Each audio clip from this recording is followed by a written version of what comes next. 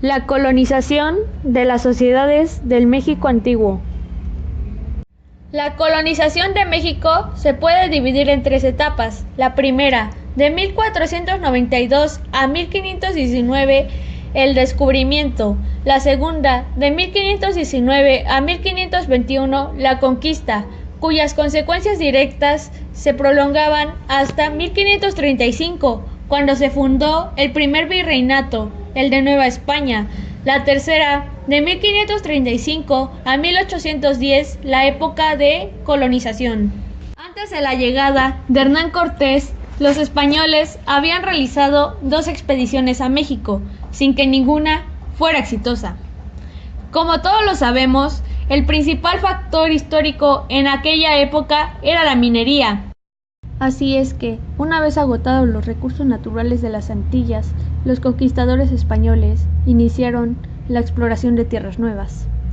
Hasta que en 1519 Hernán Cortés llegó a México y durante los 3 años siguientes tenía guerras tanto con los aztecas como con sus enemigos compatriotas, para finalmente en 1521 triunfó en ambas, con la subjugación de los indios y la rendición de otros conquistadores de Cuba. Después de la caída de los aztecas, México pasó una época de anarquía, con la gobernación muy floja de Hernán Cortés y de los gobernantes que dejó cuando él mismo realizaba nuevas conquistas. Hasta que en el año 1535 vino a México el primer virrey, don Antonio de Mendoza. La dominación de España en México terminó la Revolución Mexicana en el año 1810 a 1821. La colonización tuvo 4 características. La primera de ellas fue la administración territorial. Cuando Hernán Cortés llegó a México en 1519, a la orilla del Golfo de México, fundó la primera ciudad de la Nueva España, llamada así la Rica del Valle de Veracruz, que jugaba un papel muy importante tanto en el aspecto militar como en el comercial, puesto que era la única salida a las islas antillanas. Después de la conquista de los aztecas, los españoles fundaron otra ciudad sobre las ruinas de Tenochtitlán, la Ciudad de México, que era la capital de Nueva España.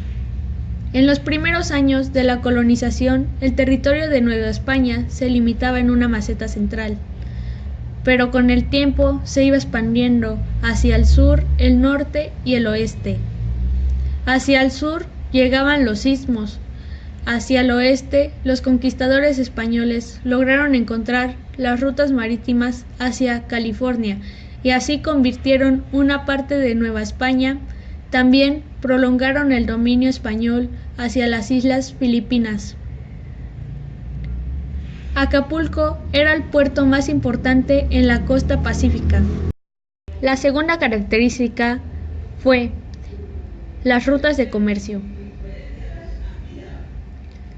Desde el descubrimiento de América empezó el comercio entre las colonias y España. Los únicos puertos autorizados para hacer comercio con las colonias eran Sevilla y Cádiz. México exportaba oro, plata, azúcar, piel por el puerto de Veracruz o directamente a España, o haciendo escalas en las islas antillanas. La importación de España seguía la misma ruta, solo al revés. México también hacía comercio con China y las Indias Orientales, exclusivamente a través de las Filipinas por el puerto de Acapulco. El galeón de Manila se llamaba Nao de China. La tercera característica fue el tratamiento de los indígenas. En la conquista, muchos indios fueron matados y los que sobrevivieron trabajaban en las minas o en la agricultura, aunque legalmente los indios que tenían almas o eran creyentes y eran aptos para recibir sacramentos e incluso contraer matrimonio con los españoles, Su condición era poco mejor que los esclavos en la sociedad colonial. La organización económica de los indios se le llamaba la encomienda. Sin embargo, con la legalización del mestizaje, los indios, o mejor dicho, las indias, con sus hijos híbridos, se incorporaban gradualmente a las sociedades mexicanas, aunque también siempre en la base. Esta cuarta y última característica fue la importación de esclavos. Las manos de obras en las minas eran indios y negros. Se habían introducido estos en números considerables, procedentes de las Antillas. Eran apreciados porque se afirmaba que un negro hacía el trabajo de 4 indios. Pero más tarde, por la rebelión de unos negros, hubo una matanza general de negros, y muy pronto vino una cédula de la corona de que ya no se introdujeran más negros a México. Según Pedro Carrasco, los elementos fundamentales para explicar tanto la etapa de conquista como la etapa de colonización son la naturaleza de las sociedades mesoamericanas, tipo de población y cultura, la distribución geográfica de dicha sociedad,